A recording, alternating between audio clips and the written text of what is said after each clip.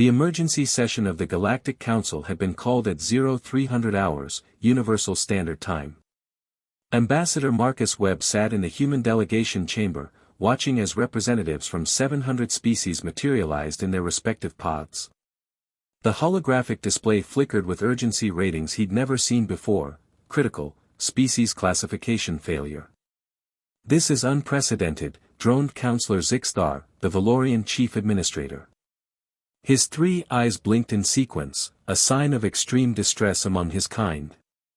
"In 42,000 years of Galactic Census operations, we have never encountered a genetic profile that resists classification at this magnitude." Marcus shifted uncomfortably. He'd submitted his DNA sample 3 weeks ago as part of humanity's application to join the galactic community. It was supposed to be routine. A formality. Now, apparently, it had triggered what the news feeds were calling the human anomaly crisis.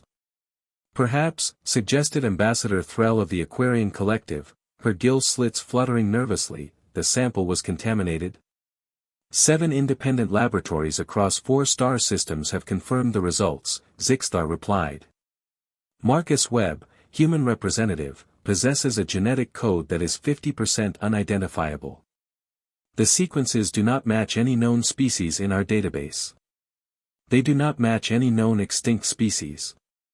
They do not even match theoretical models of carbon-based life evolution. The chamber erupted in anxious chittering, buzzing, and low-frequency rumbles. Marcus caught fragments of conversation through his translator implant: sleeper weapon, biological horror, ancient enemy returned. He stood slowly, his voice calm despite his racing heart. "Council members, I can assure you that I'm just an ordinary human. Born in Detroit, Michigan. I grew up eating pizza and playing basketball. I'm not a weapon or an anomaly. I'm just me." "That's precisely what concerns us," said High Inquisitor Kareth, a crystalline being from the Prism hegemony. Her facets caught the light as she leaned forward. "Mr. Webb, every species in this galaxy shares common genetic markers. Evolution, while diverse, follows predictable patterns. Your DNA contains sequences that shouldn't exist. Codes that serve functions our best scientists cannot decipher. It's as if half of your genetic structure was written in a language that predates the universe itself." Marcus felt a chill run down his spine. "What exactly are you saying?" Before Kareth could respond, the holographic display changed. Dr. Elizabeth Morgan, humanity's chief xenobiologist, appeared beside Marcus. She'd been granted emergency access to the session. "Council members," Dr. Morgan began, her gray hair slightly disheveled from being roused at this ungodly hour, "I've been studying the preliminary reports. I believe I know what your scanners are detecting, and I can assure you it's not a threat." "Explain," Zixstar commanded. "What you're calling unknown DNA is something we humans call junk DNA or non-coding DNA. For decades, we thought it was evolutionary baggage, useless remnants from our development. But recent research suggests it might serve regulatory functions, structural purposes, or represents dormant genetic potential we haven't yet accessed." "But our scanners can identify non-coding sequences," Kareth protested. "What we're seeing in human DNA is fundamentally different. It's active. It's functioning. We just don't understand how or why." Dr. Morgan took a deep breath. "That's because humans are chaos incarnate, Counselor. Our evolutionary path was brutal. We survived ice ages, plagues, predators, and our own self-destructive tendencies. We evolved on a death world by galactic standards. High gravity, extreme weather variations, teeming with deadly microorganisms and megafauna. Our DNA reflects that chaos. It's adaptable beyond your models because it had to be." Marcus watched as the council members exchanged glances. He decided to add his perspective.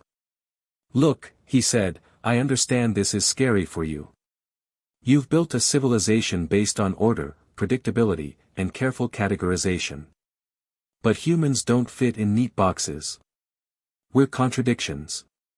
We write poetry and wage war. We're capable of incredible compassion and terrible cruelty.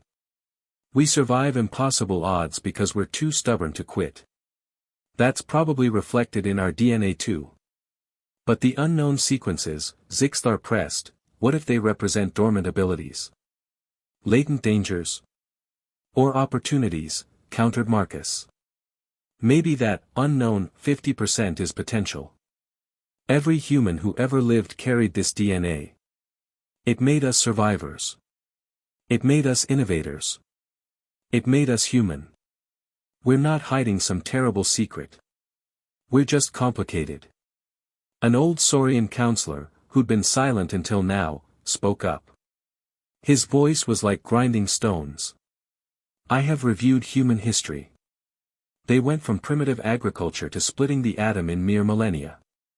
From horse-drawn carriages to faster-than-light travel in less than 300 years. Perhaps this unknown DNA explains their impossible advancement rate.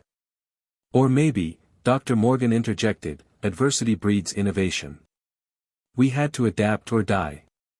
We chose to adapt. The chamber fell silent.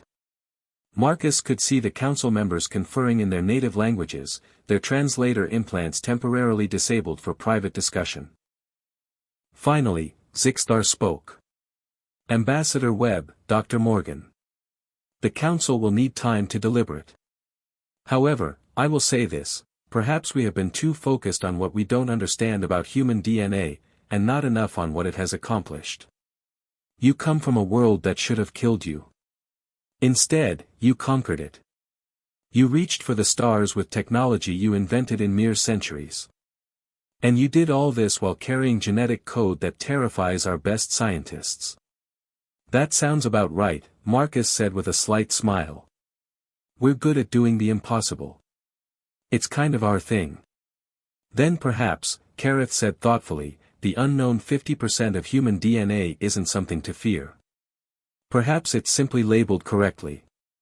Unknown. Unpredictable. Unlimited. That may be the most human thing of all. Marcus Webb left the chamber knowing the vote would be close. But he also knew that humanity had already proven its greatest strength, the ability to thrive in uncertainty. That mysterious 50% of their DNA wasn't a bug. It was humanity's most powerful feature. The galaxy would just have to adapt to them for once.